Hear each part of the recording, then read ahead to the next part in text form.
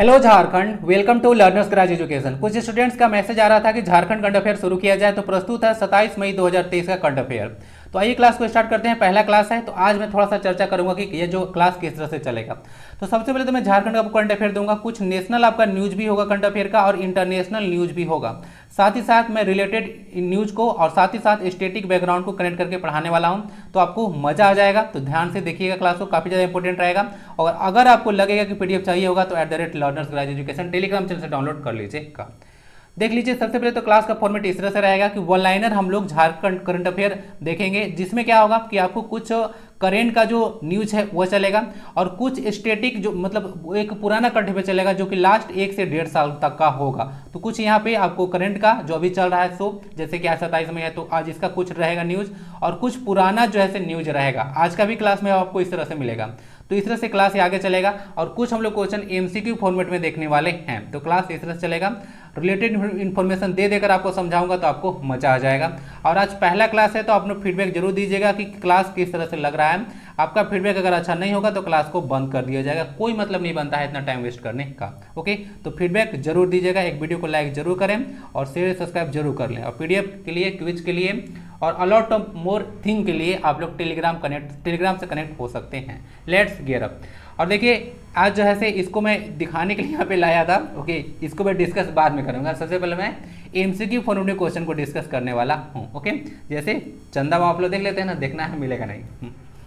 चलिए पहला क्वेश्चन देखते हैं। आपराधिक और नक्सली गतिविधियों में लिप्त एक शख्स है जिनका नाम है दिनेश गोप। उनका संबंध किस पार्टी से है? आईएसआईएस, उसके बाद पीएलएफआई है, सीपीआईएम है, या फिर जमाती इस्लामी। तो इसका आंसर हो जाएगा बी। यह पीएलएफआई होता है, People's Liberation Front of India. देख लीजिएगा, यह पर्सन है मोस्ट वांटेड नक्सली जो है से दिनेश गोप है, पीएलएफआई के जो है कुख्यात सरगना है, यानी कि इसका हेड थे, जिसको कि एनआईए टीम के द्वारा नेपाल से गिरफ्तार किया गया था हाल में। तो काफी ज्यादा न्यूज में यह आ रहा है, तो आपसे क्वेश्चन पूछा जा सकता है। मैं कोई भी चीज आपको फालतू नहीं पढ़ाऊंगा, ओके ना। जैसे कि मैं झारखंड का बहुत सारा प्रीवियस ईयर क्वेश्चन को एनालाइज किया हूं, और किस किस तरह से क्वेश्चन पूछे जाते हैं मुझे अच्छे से पता है, तो आप लोग टेंशन मत लीजिएगा, ओके ना। क्वेश्चन में कोई भी चीज फालतू नहीं दूंगा। आगे देख लीजिएगा, पीएलएफआई का फुल फॉर्म पूछा जा सकता है, People's Liberation Front of India. इसको फॉर्म किया गया था 2007 में, और ये मुख्य रूप से झारखंड और बिहार में सक्रिय होता है ना। और इसका पुराना नाम देखिएगा तो जेएलटी था। जो पीएलएफआई है उसका पुराना नाम जेएलटी था। जेएलटी का फुल फॉर्म देख लीजिए, झारखंड लिबरेशन टाइगर्स होता है। इसके फाउंडर खुद स्वयं दिनेश गोप जी हैं, और 2003 में इसको फाउंड किया गया था, लेकिन अभी जो है इसका नाम जो है पीएलएफआई कर दिया गया है। तो सारा इन्फॉर्मेशन याद रखिएगा। अगर यह व्यक्ति के बारे में अगर बात किया जाए तो निवासी खुट्टी जिला के हैं, जिसको कि 12 सितंबर 2007 को बनाया गया था रांची से काटकर, और ये कर्रा प्रखंड के रहने वाले हैं। गांव का नाम है मुरहाट टोली। ये सब कुछ याद रख सकते हैं। अभी झारखंड में पुलिस की गतिविधि है, तो याद रखिएगा झारखंड के वर्तमान जो पुलिस महानिदेशक है उनका नाम है अजय कुमार, ओके ना, डीजीपी। कभी एक बार क्वेश्चन में क्लास ले रहा था तो गलती से डीआईजी बोला गया था ना। डीजीपी होता है किसी एक राज्य में सर्वोच्च पुलिस का पद, DGP, director general of police, जो कि अजय कुमार सिंह हैं, ठीक है। नीरज सिन्हा अब नहीं है। एनआईए को देख लीजिएगा। एनआईए की टीम के बारे में तो 2008 में इसको एस्टेब्लिश किया गया था, आपको पता होना चाहिए, जब आपको 26/11 अटैक हुआ था मुंबई में, तब, ओके ना, उसके बाद किया गया था। तो नेपाल से इनको गिरफ्तार किया गया था, तो याद रखिएगा। नेपाल कैपिटल आपका काठमांडू है, और करेंसी यहाँ पे नेपाली रुपये चलता है। काठमांडू में आपको पशुपतिनाथ टेम्पल भी देखने को मिलेगा, और सार्क का हेडक्वार्टर भी है, ओके। 2015 में यहाँ पे बहुत भीषण सुनामी भूकंप आया था, याद है ना। चलिए, तो इतना सारी चीज आप लोग याद रखिएगा। नेक्स्ट क्वेश्चन आता है, कोल्हान के किस आयुक्त को कोल्हान विश्वविद्यालय का नया कुलपति बनाया गया है? ठीक ना। तो एक क्वेश्चन है, आज कुछ ज्यादा ही फॉन्ट जो है छोटा हो गया है। अगले क्लास में थोड़ा सा आपको आवर्धित रूप इसको देखने को मिलेगा, मैग्नीफाइड फॉर्म। तो देखिए, गंगाधर पांडा है, फिर उसके बाद मनोज कुमार है, नीरज सिन्हा है, फिर कामिनी कुमार है। तो आंसर इसका बी हो जाएगा, मनोज कुमार। तो मनोज कुमार एक कोल्हान के आयुक्त है, तो उन्हीं को जो है कोल्हान विश्वविद्यालय का जो है कुलपति यानी कि चांसलर बनाया गया है, ओके। कोल्हान प्रमंडल देखिएगा तो लेटेस्ट प्रमंडल है, 2003 में इसको स्टेब्लिश किया गया था, ध्यान रखिएगा। कोल्हान 3 डिस्ट्रिक्ट आते हैं, ओके, सरायकेला खरसावां, उसके बाद ईस्ट सिंहभूम और वेस्ट सिंहभूम, हेडक्वार्टर चाईबासा। झारखंड में देखिएगा तो कुल विश्वविद्यालय, ध्यान सुनिएगा इन्फॉर्मेशन, झारखंड में कुल विश्वविद्यालय देखिएगा तो 28 है। इसमें आपको प्राइवेट और गवर्नमेंट यूनिवर्सिटीज दोनों इंक्लूड है। साथ ही साथ सरकारी विश्वविद्यालय देखिएगा तो 12 है। ये पॉइंट आपके लिए इंपॉर्टेंट रहेगा, सरकारी विश्वविद्यालय 12 है। और कनेक्ट करके याद रखिएगा 11+1 का कनेक्शन है, यानी कि झारखंड में भी 11 वाइल्ड लाइफ सेंचुरीज है और एक नेशनल पार्क है। तो उसी तरह से याद रखिएगा कि 11 जो है से राज्य स्तरीय यहाँ पे यूनिवर्सिटीज है सरकारी, और एक जो है से आपका सेंट्रल यूनिवर्सिटी है। तो उस तरह से याद रखिएगा, ओके ना, ध्यान रखें। तो 11+1 का कॉम्बिनेशन भी याद रख लीजिएगा। वाइल्ड लाइफ सेंचुरी झारखंड में 11 है और एक national park Betla national park सिर्फ एक है। इस तरह से कनेक्ट करके याद रखना है।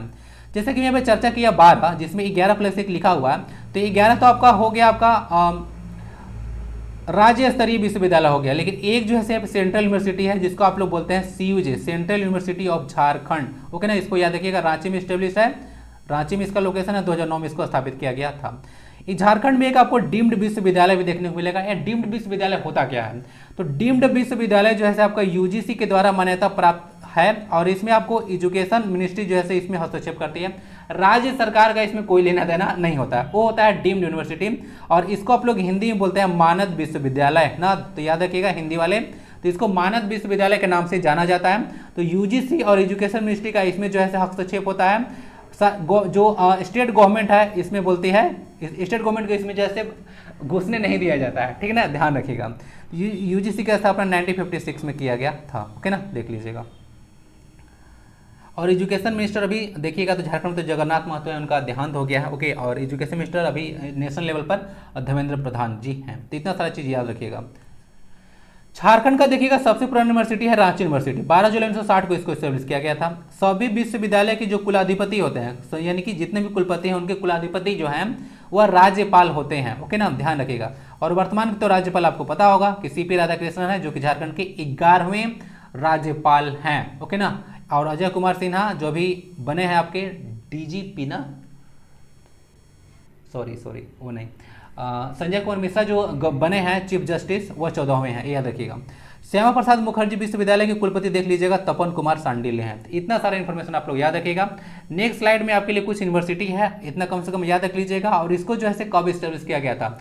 अगर मुझे लगता है कि अगर किसी यूनिवर्सिटी का अगर अपडेट पूछते हैं कि कहाँ पे लोकेशन है और किस ईयर उसको फाउंड किया गया था, तो ये 7 में से जरूर पूछा जा सकता है, ज़्यादा इंपॉर्टेंट है। जिसमें रांची यूनिवर्सिटी सबसे पुराना देखिए, ये 1960 में इसको स्टेब्लिश किया गया था, उसी समय जिसमें इंडस वाटर ट्रीटी आया था, अयूब खान और जवाहरलाल नेहरू के बीच में किया गया था। तो याद रखिएगा।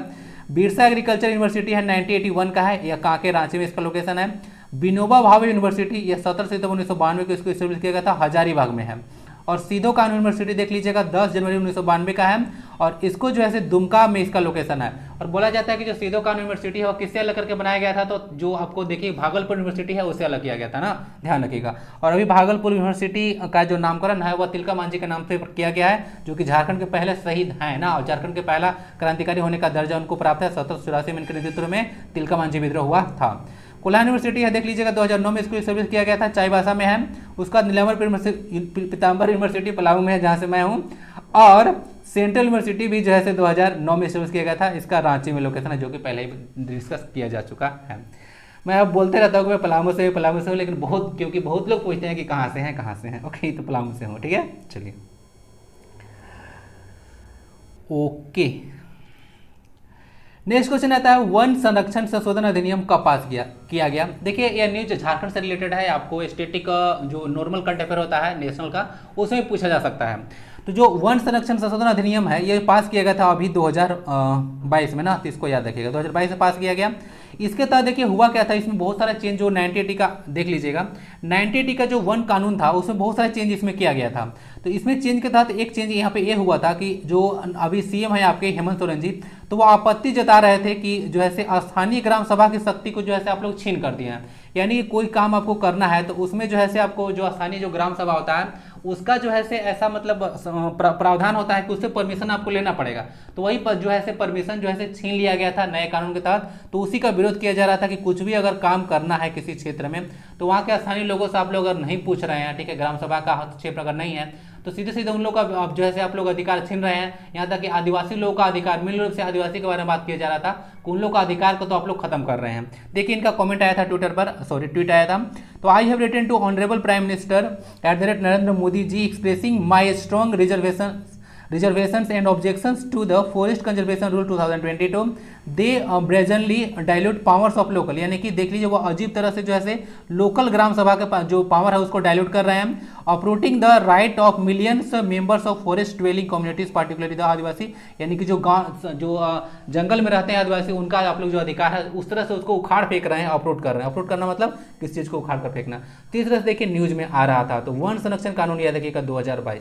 अब आइए कुछ इंपॉर्टेंट चीज डिस्कस कर लेते हैं। ये जो न्यूज यहाँ पे आ रहा था, अभी आ रहा था न्यूज इसीलिए क्योंकि यह नीति आयोग का जो वार्षिक जो बैठक होने वाला है उसमें जो है सम्मिलित होने के लिए हेमंत सोरेन जी न्यू दिल्ली जा रहे हैं, तो उसी में के लिए जो है यहाँ पे था। मुख्यमंत्री नीति आयोग की आगामी बैठक में हिस्सा लेने जाएंगे, तो उसी के तहत यह बात निकल कर आ रहा था कि जो है हम जो है वहाँ पे यह मुद्दा उठाएंगे, ठीक है ना। दूसरा बात देखिएगा, यहाँ पे दो बात और हो रहा था कि साहेबगंज और बिहार के मनिहारी घाट के निर्माणाधीन उच्च स्तरीय सेतु बोला जाएगा, आपसे पूछेगा कि साहेबगंज और बिहार के कौन से घाट को जो है जोड़ा जा रहा है एक उच्च, मतलब बोलिए कि हाईदम पुल है, ठीक ना, तो उच्च स्तरीय सेतु पर, तो बिहार का यह मनिहारी घाट है, उसी के तर्ज पर जो है ये तो निर्माणाधीन यानी कि इसका काम चल रहा है, तो एक और पुल बनाने की मांग यहाँ पे किया जाएगा, जो कि है झारखंड का साहेबगंज से पश्चिम बंगाल का मानिकचक, उसके बीच जो है गंगा नदी पर उच्च स्तरीय पुल का यानी कि सेतु का निर्माण करने का मांग किया जाएगा। ओके ना, इसको ध्यान रखिएगा। ओके, चलिए, ये जो तो नीति आयोग आप लोग देख रहे हैं, इसका नीति में नीति नहीं है, नीति होता है national institute of transforming India. 1 जनवरी 2015 को जो है इसको बनाया गया था, ये चीज ध्यान रख लीजिएगा। ठीक, पहले आपको योजना आयोग था 1951 से लेकर, ओके ना, तो 12वीं पंचवर्षीय योजना जो था 2012 से लेकर 17 तक वो अंतिम पंचवर्षीय योजना थी, और इसके जो अध्यक्ष हमेशा से प्राइम मिनिस्टर ऑफ इंडिया होते हैं। तो नया जो है आप लोग इसको किया गया था national institute of transforming India, 1 जनवरी 2015 को हटा दिया गया था योजना आयोग को, ठीक है, और अंतिम था आपका 12वां, ठीक ना, ध्यान रखिएगा 2012 से 2017 तक। नेक्स्ट में झारखंड कला यात्रा पहली बार किस स्थान पर जो है संपन्न कराया गया है, तो झारखंड जो कला यात्रा पहली बार संपन्न हुआ है वह रांची में हुआ था। कॉमन सेंस के बेसिस पर लगा लीजिएगा, ठीक है ना, ऐसा कुछ क्वेश्चन होता है तो जैसे कि अगर कुछ ऐसा प्लेस आपको चूज करना होता है जहां पर आसानी से लोग जो है पहुंच सके, तो ऐसा जो फेस्टिवल आपको नॉर्मली देखने को मिलेगा मेन जगह पर ही देखने को मिलेगा, तो थोड़ा सा आप लोग दिमाग में रखिएगा ये बात। रांची है, इसका आयोजन देखिएगा 22 मई से संस्कृति कार्य निदेशालय, पर्यटन, कला, संस्कृति, खेलकूद एवं युवा कार्य विभाग, झारखंड सरकार और कलाकृति आर्ट फाउंडेशन द्वारा संयुक्त रूप से किया गया था। आयोजन रांची में किया गया था 22 मई से, अभी संपन्न हो चुका है। अगर देखिएगा तो इसमें बहुत सारा चीज जो आर्ट ये सब का प्रदर्शन किया गया था, लोगों को प्रशिक्षण दिया गया था इसमें, तो सोहराई कोबर आर्ट को भी का प्रशिक्षण भी यहाँ पे दिया गया था, जो कि हजारीबाग से निकल कर आया है और इसको 2020 में जीआई टैग मिल चुका है, ओके ना, जियोग्राफिकल इंडिकेशन टैग मिल चुका है ना, इसको ध्यान रखिएगा, ठीक है। सबसे पहले आपको दार्जिलिंग को मिला था 2003-4 में।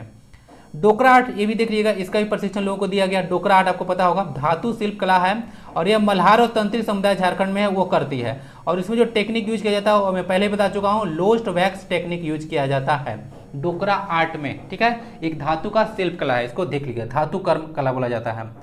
नेक्स्ट आप लोग कुछ इन्फॉर्मेशन देख लीजिएगा, झारखंड के पर्यटन, अल्पसंख्यक कल्याण, कला और संस्कृति, खेल कूद बोलिए, युवा कार्य जो मंत्री हैं या फिर निमंत्रण मंत्री हैं वो हफीजुल अंसारी हैं, ये चीज़ आप लोग देख लीजिएगा। तो ये है आपको यहाँ पे आया था, यहाँ पे पर्यटन, कला, संस्कृति, ये सब खेलकूद ये सब आया था, तो उसके मंत्री हैं हफीजुल अंसारी, तो याद रख लीजिएगा। एजुकेशन शिक्षा मिनिस्टर हैं, उनका तो अभी देहांत हो चुका है, ओके ना। रांची इसका आंसर हो जाएगा।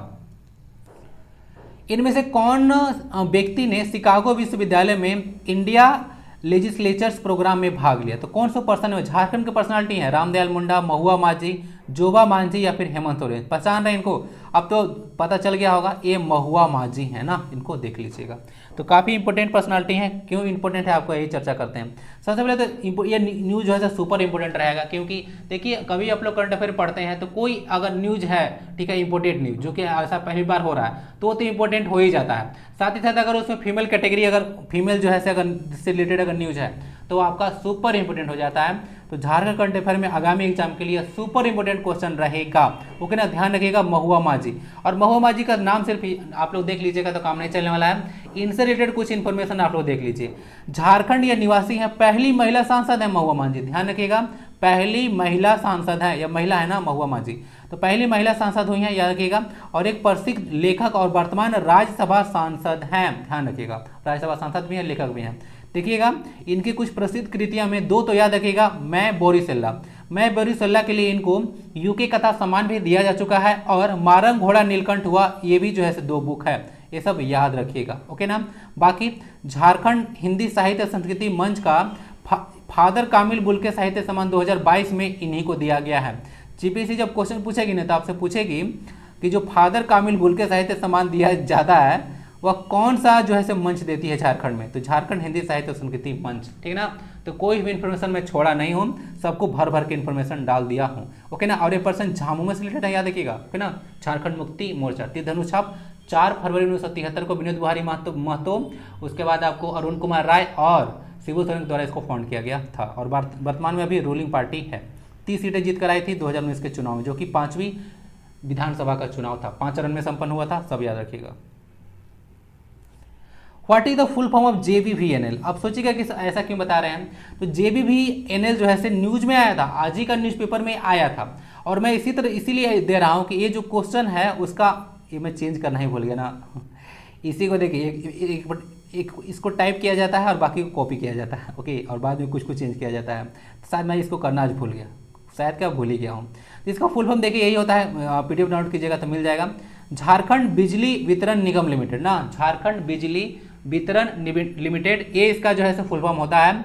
और ये मैं क्वेश्चन आपको इसीलिए प्रोवाइड दे रहा हूँ क्योंकि देखिए झारखंड में आप लोग देखिएगा तो इस तरह से क्वेश्चन बहुत बार पूछा चुका है। अगर ऊपर से कुछ 3-4 छोड़ दीजिए, यहाँ से ये सब 3-4 छोड़ दीजिए, तो ये सबका फुल फॉर्म आपको बहुत पूछा गया है। छोड़िए खल, जोहार, आर्या, ये सब तो ठीक है, SPIDA ये सब, SPIAD है, AIDA है, रियाडा ये सब है, ये सब देखिए क्वेश्चन किस किस लेवल तक का जाकर आपको पूछे हैं।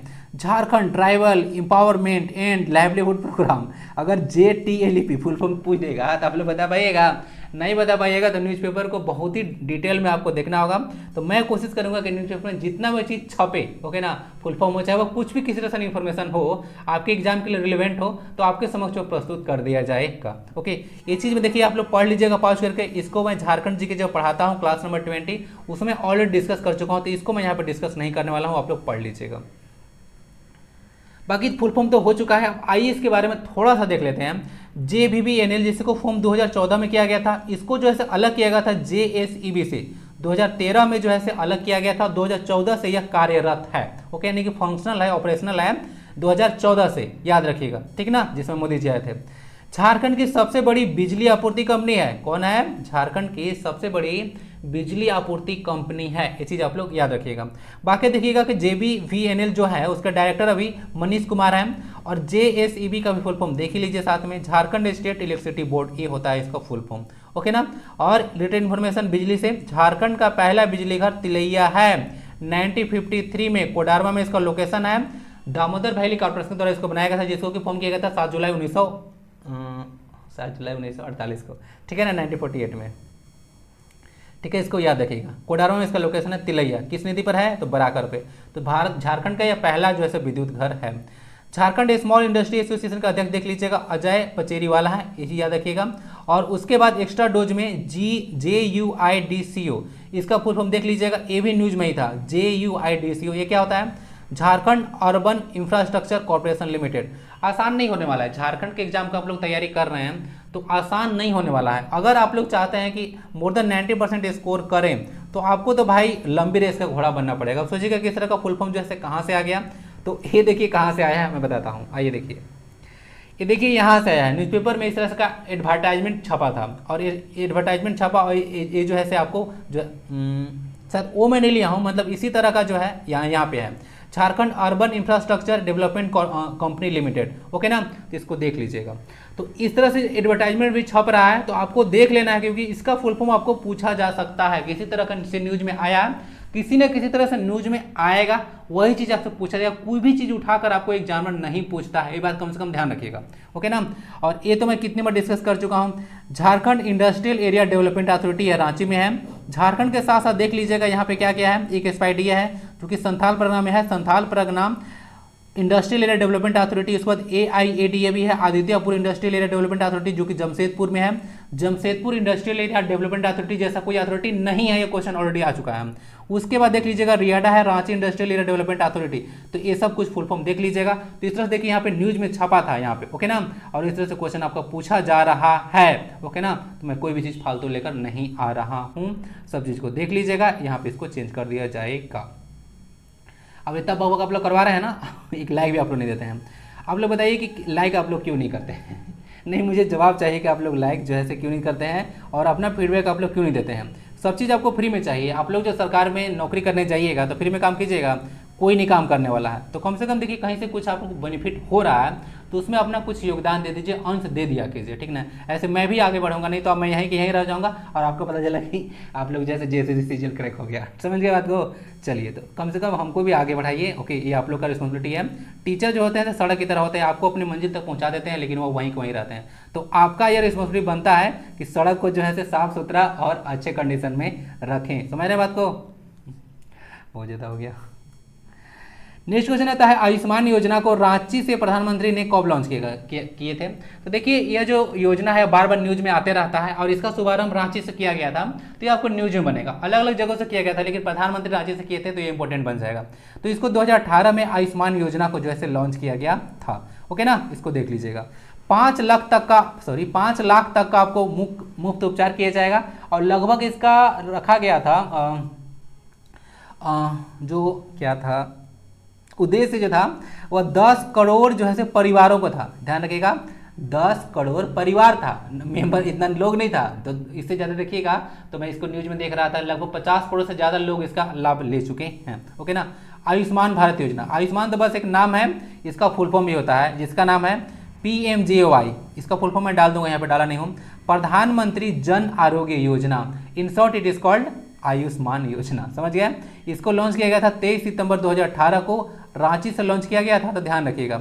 और इस योजना के तहत जैसे बोला था कि 5 लाख स्वास्थ्य का बीमा मिलेगा 10 करोड़ परिवारों को, परिवार है न कि लोग। और वर्तमान में देखिए ये न्यूज में आया था, कि जो न्यूज में क्यों आया था, देखिए क्यों आया था। तो अभी रिम्स में जो है रेटिना की सर्जरी की शुरुआत हुआ था, रिम्स में रेटिना की सर्जरी का शुरुआत हुआ था। तो इसमें बोला जा रहा था कि इसमें आयुष्मान के योजना के तहत जो है लाभार्थी इसका लाभ ले सकते हैं, ओके ना। तो ये कनेक्ट न्यूज हो गया था, तो इसीलिए मैं डिटेल में डिस्कस कर दिया। तो ध्यान रखिएगा, रिम्स में रेटिना की सर्जरी जो है कि शुरुआत अभी किया गया था, ओके ना। रिम्स का देखिएगा Rajendra institute of medical science, ये आपका लोकेशन रांची में है। इसको फाउंड किया गया था 1960 में, ठीक है। इसको देख लीजिएगा, उसी समय जिसमें रांची यूनिवर्सिटी है और इंडस वाटर ट्रीटी जिसमें हुआ था उसी समय, ओके ना। 2018 याद रखिएगा, प्रधानमंत्री Narendra Modi. PMJY full form याद रखिएगा, प्रधानमंत्री जन आरोग्य योजना, पूछा जा सकता है, ओके ना। IIM के यंग चेंज मेकर्स कार्यक्रम 2023 में मुख्य अतिथि कौन थे? तो ये थे पर्सन आपके संजय कुमार मिश्रा। तो वही वहाँ पे कन्फ्यूजन हो रहा था। जो संजय कुमार मिश्रा जी हैं, ये झारखंड के ऑनरेबल देख लीजिए चीफ जस्टिस ऑफ झारखंड है, यह 14वें चीफ जस्टिस है, याद रखिएगा। और CP राधाकृष्णन 11वें जो है से आपके गवर्नर हैं झारखंड के, ये चीज़ याद रखिएगा, ओके ना। 10वें आपके रमेश बैस, उसके बाद 9वें द्रौपदी मुर्मू, उससे पहले आपको सैयद शिवचंद्र जी थे ना। देख लीजिएगा यहाँ पे संजय कुमार मिश्रा है, तो 14वें chief justice of Jharkhand high court हैं, ओके। आइए कुछ देख लेते हैं रिलेटेड इन्फॉर्मेशन। संजय कुमार मिश्रा झारखंड के जो है से वर्तमान और 14वें मुख्य न्यायाधीश हैं। ये इंपॉर्टेंट रहेगा कौन से नंबर के हैं, 14वें पूछा जा सकता है। उच्च न्यायालय के मुख्य न्यायाधीश की नियुक्ति कैसे होता है, ध्यान रखिएगा। तो उच्च न्यायालय के जो मुख्य न्यायाधीश की नियुक्ति किया जाता है, राष्ट्रपति के द्वारा किया जाता है, राज्यपाल की सलाह से किया जाता है। और यह मेंशन है उच्च न्यायालय के मुख्य न्यायाधीश की नियुक्ति, यह अनुच्छेद 217 में मेंशन है, ये चीज ध्यान रखिएगा। साथ ही साथ अगर उच्च न्यायालय के अन्य न्यायाधीश, मुख्य न्यायाधीश के अलावा भी न्यायाधीश होते हैं, उनका नियुक्ति करना है, तो राष्ट्रपति के साथ साथ यहाँ पे राज्यपाल है, तो राज्यपाल जो है से ये जो मुख्य न्यायाधीश है उनसे भी संपर्क करते हैं, उनके सलाह से ही जो है किया जाता है फिर बाद में, ठीक ना, अन्य जो न्यायाधीश हैं, ये चीज ध्यान रखिएगा। और हाईकोर्ट का प्रावधान देखिएगा अनुच्छेद 214 में है। हर एक स्टेट का जो है अपना हाईकोर्ट होता है, सबका नहीं है ऐसे देखिएगा। तो जो हाईकोर्ट का प्रावधान आप देखते हैं वो अनुच्छेद 214 में मेंशन है, याद रखिएगा। लेकिन जो चीफ जस्टिस ऑफ हाईकोर्ट होता है उसका जो मेंशन है 2017 में। अपॉइंटमेंट इनका अपॉइंटमेंट राष्ट्रपति के द्वारा कराया जाता है। अच्छा, एक चीज बताइएगा, इन लोग का रिटायरमेंट एज कितना होता है? हाई कोर्ट के मुख्य न्यायाधीश का जो रिटायरमेंट एज है वह कितना होता है, ये बताइएगा। यहाँ पे देख लीजिएगा 214 लिखा हुआ था, और अगर इसको 2 के 1 से पलट दिया जाए तो आर्टिकल 124 आ जाता है। इसमें सुप्रीम कोर्ट आ जाता है ना, there should be a supreme court, ठीक है ना, इससे बड़ा कोई नहीं है, सब कोर्ट का पापा है, ठीक है। तो supreme court of India, okay, ध्यान रखिएगा। और शायद मुझे जहाँ तक याद आ रहा है सुप्रीम कोर्ट ऑफ इंडिया को स्टेब्लिश किया गया था 26 जनवरी 1950 को। एक बार चेक कर लीजिएगा क्योंकि बहुत दिन हो गया इसको रिवीजन किए हुए ना मुझे भी। तो मुझे यहाँ तक याद आ रहा है 26 जनवरी 1950 का कुछ है, शायद ये कुछ इन्फॉर्मेशन गड़बड़ होगा, छोड़ दीजिए इसको, मेरे माइंड से भी उतर गया है। तो ये सुप्रीम कोर्ट ऑफ इंडिया के बारे में याद रखिएगा, अनुच्छेद 214 है, याद रखिएगा। ये सारा इन्फॉर्मेशन हो गया। सभ्यता का संकट बनाम आदिवासियत पुस्तक है, नया लॉन्च हुआ है, तो इसके लेखक कौन है, क्वेश्चन बहुत ज़्यादा इंपॉर्टेंट बनेगा।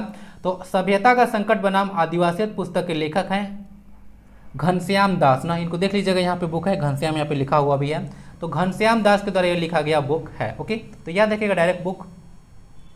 अगर देखिएगा आप लोग तो जो पुस्तक का लोकार्पण किया गया था वह Ramdayal Munda tribal welfare research institute में किया गया था, ओके। ये रांची में इसका लोकेशन देखने को मिलेगा। रामदयाल मुंडा जो ट्राइबल वेलफेयर रिसर्च इंस्टीट्यूट है वो मोरहाबादी में है ना, ज़्यादा दूर नहीं है, आराम से आप लोग विजिट कर लीजिएगा। तो मोरहाबाद रांची में है, इसको याद रखिएगा। 1953 में इस संस्थान को स्टेब्लिश किया गया था, ओके ना। ये ट्राइबल यानी कि आदिवासी लोगों पर यह रिसर्च करता है। नेशनल ट्राइबल रिसर्च इंस्टीट्यूट ये न्यू दिल्ली में है, इसको याद रखिएगा, कनेक्टेड न्यूज है। ट्राइबल अफेयर मिनिस्टर है इंडिया का वह अर्जुन मुंडा है, और जो ट्राइबल मिनिस्टर है झारखंड के वह है आपका चंपई सोरेन, ये चीज याद रख लीजिएगा, ओके ना। Champai Soren tribal minister of Jharkhand है। अर्जुन मुंडा झारखंड के 3 बार यह सीएम रह चुके हैं, ओके, जो कि बीजेपी से थे। बीजेपी के 3 जो है ऐसे पर्सन है जो कि झारखंड के मुख्यमंत्री रह चुके हैं। एक तो बाबूलाल मरांडी हो गया, दूसरे आपके खुद हो गए अर्जुन मुंडा, और तीसरे नंबर पे आए थे आपके झारखंड के पहले गैर आदिवासी मुख्यमंत्री रघुवर दास, ओके। चलिए और कुछ नेक्स्ट क्वेश्चन आता है, श्रावणी मेला 2023 का आयोजन कितने खंडों में किया जाएगा। ऐसा भी बोला जा रहा है कि हिंदू जो पंचांग है उसके अनुसार जो सावन जो है जिसको सावन भी आप लोग बोलते हैं वह 2 महीनों में पड़ रहा है, तो इसीलिए 2 खंडों में जो है मेला आयोजित किया जाएगा, ये चीज़ आप लोग याद रखिएगा, ओके ना। तो ये चीज़ आप लोग ध्यान रखिएगा। एक क्वेश्चन अगर पूछे चाहे ना पूछे, कुछ रिलेटेड इन्फॉर्मेशन आपसे जरूर पूछा जाएगा, जो कि ध्यान से आप लोग सुनिएगा। श्रावणी मेला तो कहाँ पे लगता है, सावन मास में लगता है देवघर में। इसको आप लोग जो देवघर में जो धाम है उसको आप लोग बाबा धाम के नाम से जानते हैं। शिव के 12 ज्योतिर्लिंग, जो 12 ज्योतिर्लिंग और 51 शक्तिपीठों में से एक है, तो दोनों है, इसलिए इंपॉर्टेंट बन जाता है, बहुत ही ज़्यादा इंपॉर्टेंट है। और यहाँ पे तो इंटरनेशनल आपको अभी एयरपोर्ट भी बन रहा है, और साथ ही साथ यहाँ पे एक प्लास्टिक पार्क भी जो है से यहाँ पे बनेगा, याद रखिएगा। और पुस्तक मेला 2022 था ना, पुस्तक मेला 2022 ये भी, इसका भी आयोजन आपको देवघर में ही किया गया था, जो कि था 20वां पुस्तक मेला, ये याद रख सकते हैं। और इस बार देखिए अधिमास के चलते यानी कि अधिक मास के कारण जो है से मेला 2 खंडों में आयोजित किया जाएगा, ठीक ना। बोला जाता है कि जुलाई अगस्त दोनों में जो है से पड़ने वाला है, तो 2 खंडों में मेला आयोजित होगा। अब यहाँ से देखिए कुछ रिलेटेड न्यूज आ रहा था कि गणतंत्र दिवस परेड 2023 के बारे में आप लोग बात कीजिएगा, तो इस परेड में देवघर के बाबा धाम की झांकी को दिखाया गया था, और साथ ही साथ जो आदिवासी फ्रीडम फाइटर हैं बिरसा मुंडा उनको भी दिखाया गया था, वही इमेज यहाँ पे आपको दिख रहा है। तो ये 2023 में गणतंत्र दिवस परेड का जो है यहाँ पे इमेज है, तो देख लीजिएगा आप लोग। यहाँ पे आपको दिख रहा होगा देवघर का बाबा धाम, और यहाँ पे बिरसा मुंडा जी हैं जो कि तीर कमान से चलाते थे, ठीक ना, तीर कमान चलाते थे। तो इतना सारा चीज आप लोग याद रखिएगा, रिलेटेड इन्फॉर्मेशन, ओके। झारखंड के किस जिले में बरहमसिया गांव के महाबला पहाड़ पर आदि मानव के पदचिन्ह प्राप्त हुए हैं। आदि मानव पुराने जमाने में जो जंगल में रहते हैं तो उनको आदि मानव आप लोग बोलते हैं, तो उसका पदचिन्ह आपको मिला है दुमका में, ठीक ना। इसको देख लीजिएगा, दुमका आपको पता होगा बासुकीनाथ धाम भी है दुमका में, और यहाँ पे मलुटी गांव है ना, मलुटी गांव, ओके, ध्यान रखिए, मंदिरों का गांव कहा जाता है।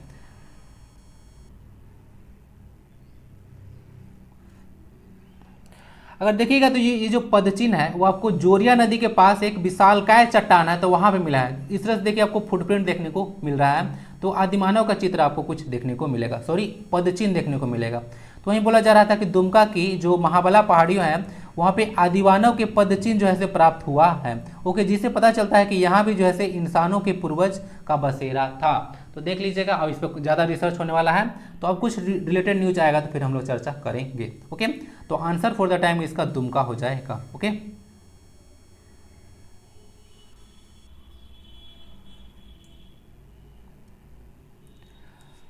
नेक्स्ट क्वेश्चन आता है, देखिए अब यहाँ पे नेशनल न्यूज आपको बनेगा। ओके ना, तो कल तो आपको पता होगा क्या हुआ था। ये जो चेहरे की खुशी है बहुत कम समय के लिए है, यानी कि क्षणिक है। आज मतलब मुंबई इंडियंस तो साइड में मतलब बोल सकते हैं कि सदमे में जाने वाली है। देख लीजिएगा सदमे में चला भी क्या होगा, टाइम तो बहुत गुजर चुका है। आईपीएल प्लेऑफ में शतक लगाने वाले सबसे युवा बल्लेबाज कौन है? तो इनका नाम आपको पता है, सबसे युवा बल्लेबाज हैं शुभमन गिल। ओके ना, तो गिल का शतक जो है से शुभ रहा था गुजरात टाइटंस के लिए, ध्यान रखिएगा। तो नाम भी इनका जी है गिल, और ये जो है से गुजरात टाइटंस से बिलोंग करते हैं। तो याद रखने में मुझे लगता है कि ज़्यादा टेंशन आपको नहीं होगा। ओके ना, देख लीजिएगा।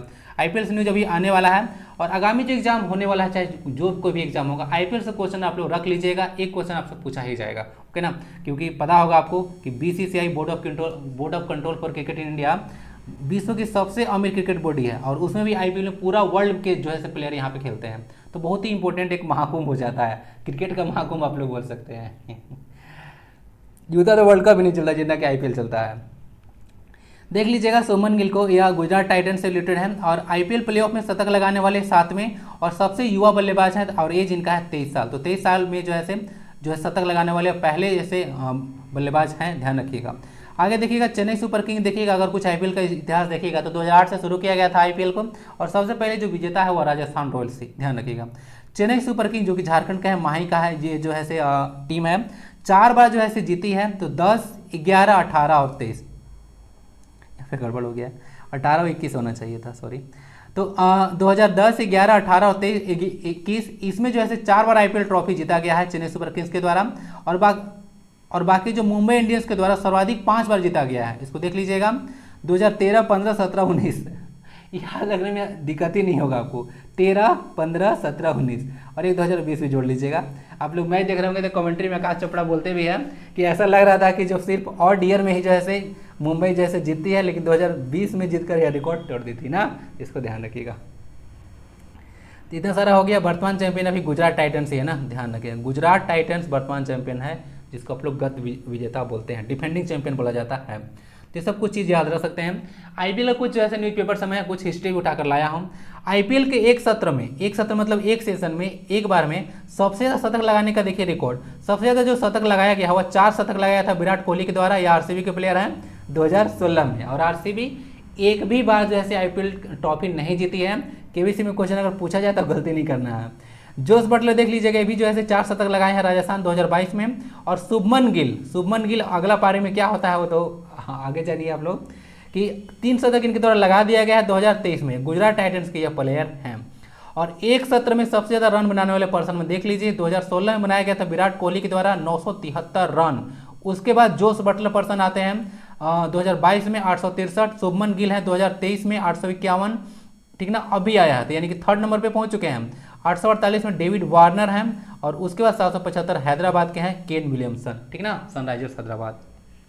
SRH समझ गए, तो सारा चीज़ डिटेल में डिस्कस हो गया। कुछ और इंपॉर्टेंट देख लीजिएगा। भारतीय बल्लेबाजों का जो द्वारा जो सर्वोच्च स्कोर है 132, जो कि केएल राहुल का है, देख लीजिएगा। और ये पंजाब के प्लेयर हैं, आपको पता होगा, और ये आरसीबी के विरुद्ध बनाए थे 2020 में। ओके ना, केएल राहुल 132 और 129 अभी कल ही का यह बात है, ज़्यादा दिन नहीं हुआ है। यह जो शुभमन गिल है गुजरात के प्लेयर है, मुंबई के खिलाफ जो है 129 रन मारे थे। ओके ना, ये चीज़ ध्यान रखिएगा। ओके ना, तो अभी डायरेक्ट आपसे पूछा सकता है कि जो शतक लगाया गया था प्लेऑफ में शुभमन गिल के द्वारा, वह किस टीम के खिलाफ लगाया गया था? तो मुंबई इंडियंस के खिलाफ लगाया गया था। ओके, 128 आता है पंत का, ठीक ना, या ऋषभ पंत है, दिल्ली से खेलते हैं, सनराइजर्स हैदराबाद के विरुद्ध लगाए थे। और मुरली जो है उसके बाद 127 जो लगाया गया था मुरली विजय के द्वारा। उसके बाद देख लीजिएगा प्लेऑफ में सर्वोच्च व्यक्तिगत स्कोर। प्लेऑफ जो खेला जाता है तो उसमें जो सबसे ज़्यादा स्कोर व्यक्तिगत लगाया गया है वह 129 है, ये चीज़ ध्यान रखिएगा। प्लेऑफ में इनका रिकॉर्ड इमीडिएटली बन चुका है कि इनसे ज़्यादा जो है रन अभी तक कोई नहीं बना पाया है। ओके ना, 122 पहले वीरेंद्र सहवाग थे, तो बहुत पहले थे 2014। ओके ना, 2018 में शेन वाटसन 117 ही है। इनके आसपास जो है पता नहीं प्लेऑफ में कोई भटकेगा कि नहीं भटकेगा, ठीक है। तो अभी रिकॉर्ड रहने वाला है, याद रखिएगा। यहाँ से प्लेऑफ में सबसे ज़्यादा रन बनाने वाले पर्सन शुभमन गिल बन चुके हैं। तो देखिए स्पोर्ट्स का न्यूज़ आपके लिए, देखिए कोई भी एग्जाम होगा, स्पोर्ट्स का न्यूज़ आपके लिए काफ़ी ज़्यादा इंपॉर्टेंट रहता है, ठीक है ना। तो सब चीज़ को ध्यान से देख लीजिएगा, PDF रख लीजिएगा, एक बार में आपको याद नहीं रहेगा, ओके ना। और याद रह भी जाए तो आप लोग को ज़्यादा देर तक याद नहीं रहेगा, रिविजन करना ही पड़ेगा, इसलिए PDF रख लीजिएगा। 28 मई को नए संसद भवन के उद्घाटन के अवसर पर कितने रुपए का सिक्का जारी किया जाएगा? तो यह 75 रुपए का सिक्का जारी किया जाएगा, इसको देख लीजिएगा। 75 रुपए का सिक्का जो होगा उसका क्या क्या विशेषताएं होगा, थोड़ा सा आप लोग देख लीजिएगा, ओके ना। 75 रुपए का सिक्का का सबसे पहले वेट देख लीजिएगा, 34 पॉइंट जो है से 65 से लेकर 35.35 ग्राम इसका वेट होने वाला है, ओके ना। 44 मिलीमीटर, होता है, सेंटीमीटर में कन्वर्ट कीजिएगा तो 4.4 सेंटीमीटर आ जाएगा। तो उसका यह व्यास होगा डायमीटर, तो रेडियस हो जाएगा 2.2 mm ना, इसको देख लीजिएगा, सॉरी 2.2 यहाँ पे तो आपका सेंटीमीटर में हो जाएगा। उसके बाद होगा व्यास, ये सब कुछ देख लीजिएगा। बाकी इसमें जो 50% देखिएगा तो ये जो सिक्का में कंपोजिशन क्या होगा, यह एक मिश्र धातु होगा, ठीक है ना, मिश्र धातु होगा, जिसमें चांदी होगा आपको 40%, सॉरी 50% चांदी होगा, 40% तांबा होगा, 5% आपको निकेल होगा और 5% आपको जिंक का कॉम्बिनेशन देखने को मिलेगा। तो यह कुछ सिक्का है।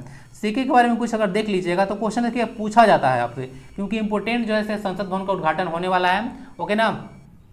और जो इसमें क्या क्या मतलब ये सिक्का जारी किया जा रहा है तो पूछा सकता है। मंगलयान से क्वेश्चन आपको आ चुका है कि पीछे कौन सा चित्र है, आगे कौन सा चित्र है, इससे क्वेश्चन पूछा जाता है, ओके ना। तो देखिएगा तो 28 मई को संसद का नए भवन का उद्घाटन आपको लोग को होने वाला है और उसमें 75 रुपये का सिक्का जारी किया जाएगा। सिक्के के अग्रभाग में आगे का जो भाग है उसमें अशोक स्तंभ होगा, जिस पर देवनागरी लिपि में सत्यमेव जयते लिखा होगा और भारत तो अंग्रेजी में इंडिया लिखा होगा, ठीक ना। भारत तो सत्यमेव जयते और भारत लिखा होगा और अंग्रेजी में भी इंडिया लिखा मिलेगा, ओके ना, यानी कि हिंदी में भारत भी रहेगा, अंग्रेजी में इंडिया भी रहेगा, देवनागरी लिपि में सत्यमेव जयते लिखा रहेगा।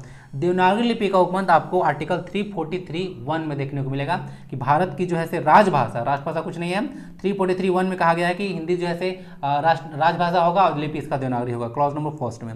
सिक्के के दूसरे तरफ नए संसद भवन का तस्वीर होगा, संसद भवन का तस्वीर होगा, जिस पर देवनागरी लिपि में संस्कृत में संकुल और अंग्रेजी में पार्लियामेंट कॉम्प्लेक्स लिखा होगा। तो ये सब कुछ सिक्का की विशेषता याद रखिएगा।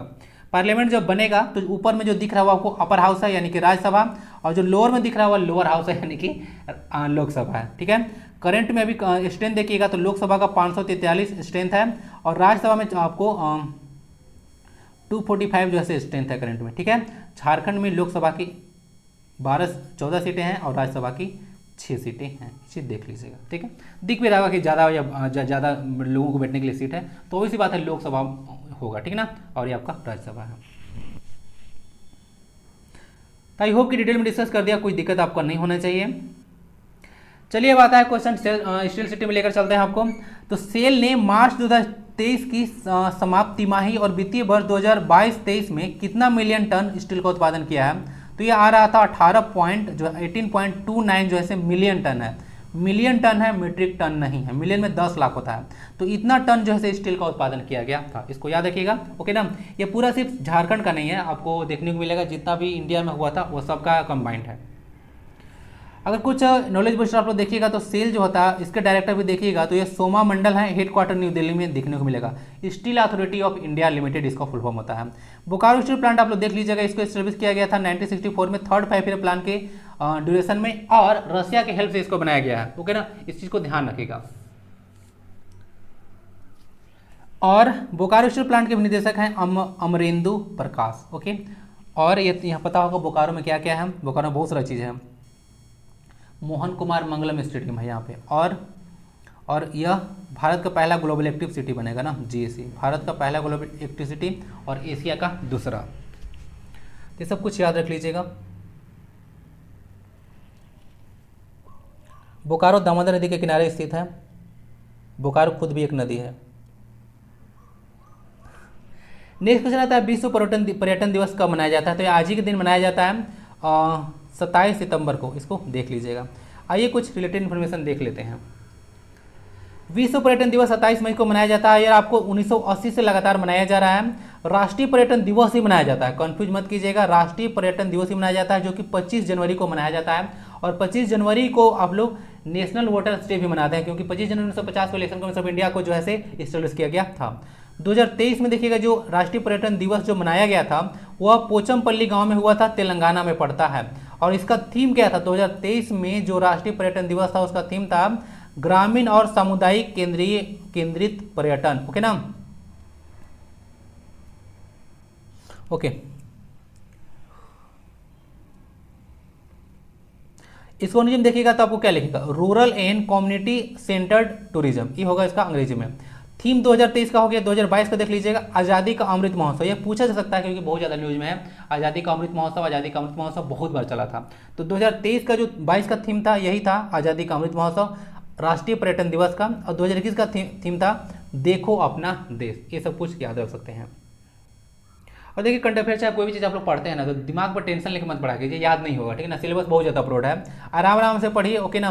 कि हमको गेन करना है, कुछ करना है, आराम आराम से आप लोग करके ले जाइएगा। नहीं तो टेंशन लेके पढ़िएगा कि इतना सारा पढ़ना है तो कुछ याद ही नहीं होगा। प्रॉपर रिवीजन रूटीन बनाइए, उसको पढ़ाई कीजिए और प्रॉपर रिवीजन कीजिए, ओके ना, आराम से आपको हो जाएगा। आइए अब देखते हैं one liner Jharkhand current affair 2022-23 के लिए। इसमें कुछ आपको करंट का न्यूज और कुछ पुराना जो है से न्यूज भी देखने को मिलेगा। तो हाल में RRR, ये क्या होता है, RR रिड्यूस होता है, रिसाइकल होता है और रीयूज होता है, ये होता है। तो ये योजना झारखंड के रांची नगर निगम द्वारा शुरू किया गया था। रांची नगर निगम को 1979 में इसको फाउंड किया गया था, ध्यान रखिएगा, मतलब स्थापित किया गया था, स्टेब्लिश किया गया था 1979 में। दूसरा बात है कि जो झारखंड में टोटल जो नगर निगम है वह टोटल 9 ही है, और नगर निगम का प्रधान जो होते हैं सो मेयर होते हैं। ध्यान रखिएगा, ये क्वेश्चन ऑलरेडी पूछा जा चुका है, छोटे छोटे इस तरह से क्वेश्चन आपको आते ही हैं एग्जाम में। नीम करोली बाबा आपको मंदिर देखने को मिलेगा। तो नीम करोली बाबा का प्रथम मंदिर जो है स्थापना शिवपुरी हिनू रांची में किया गया है। तो पूछ देगा कि जो नीम करोली बाबा है वह किसका जो है एक रूप है, तो वह हनुमान जी का एक स्वरूप है, ओके ना। जय बागेश्वर धाम। झारखंड वॉलीबॉल देख लीजिएगा, यहाँ पे झारखंड वॉलीबॉल संघ के जो अध्यक्ष है वह RK आनंद है। अभी न्यूज में आ रहा था क्योंकि देखिएगा तो यह राष्ट्रीय वॉलीबॉल प्रतियोगिता आपकी होने वाला है अभी बंगाल में, तो न्यूज में फिर से आएगा क्योंकि झारखंड में कुछ प्लेयर वहाँ पे गए हैं। तो जाना तो न्यूज में नहीं है, कुछ मेडल आएगा तो फिर से आपको न्यूज में आ जाएगा, तो मैं हम लोग डिस्कस कर लेंगे। तो फोर्थ डे में याद रखिएगा वॉलीबॉल में 6 प्लेयर होते हैं और एक लिब्रो शब्द होता है, वह वॉलीबॉल से रिलेटेड है। आपको याद होना चाहिए, पता होना चाहिए, एग्जाम दे रहे होंगे तो, कि कुछ कुछ जो शब्द होते हैं वह किसी गेम से रिलेटेड होते हैं, तो आपसे पूछ दिया जाता है।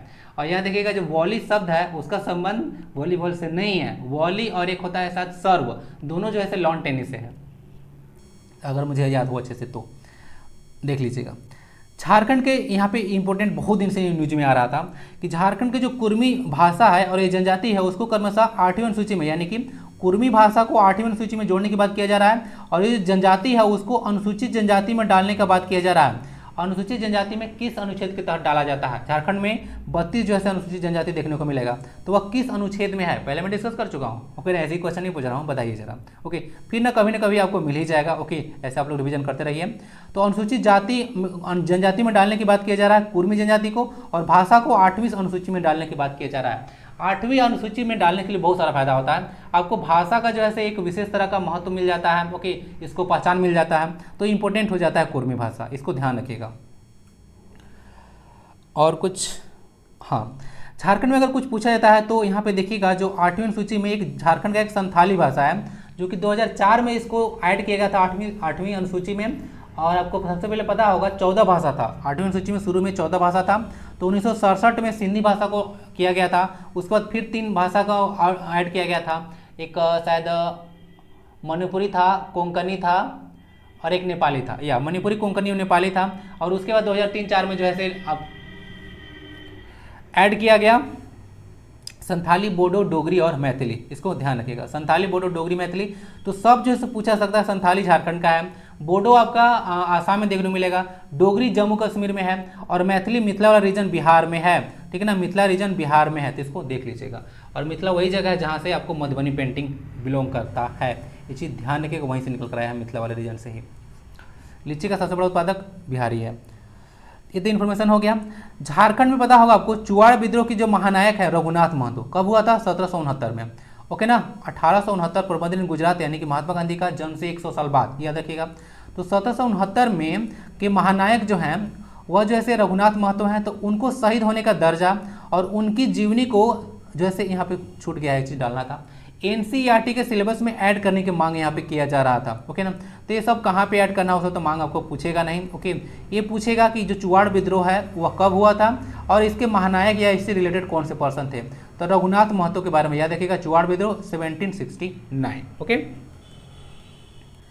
उसके बाद जलवायु परिवर्तन पर संगोष्ठी का आयोजन रांची विश्वविद्यालय में हुआ था। जलवायु परिवर्तन पर जो एक संगोष्ठी हुआ था, मीट हुआ था बोल सकते हैं, तो रांची विश्वविद्यालय में हुआ। और झारखंड में जो यहाँ पे डिक्लेयर किया गया कि पर्यावरण सप्ताह मनाया जाएगा 1 जून से 7 जून तक। तो पूछेगा आपको कि पर्यावरण सप्ताह कब मनाया गया, तो 1 जून से 7 जून तक। विश्व पर्यावरण दिवस 5 जून को आ रहा है, ठीक ना। चलिए, उसी का तैयारी यहाँ पे चल रहा है। झारखंड के 24 जिलों में, यानी कि सबके सब जिलों में, कोई छोड़ा नहीं गया है, एक्यूप्रेशर जो है सेंटर खोला जाएगा। एक्यूप्रेशर एक प्राचीन चिकित्सा की विधि है ना, इसको ध्यान रखिएगा।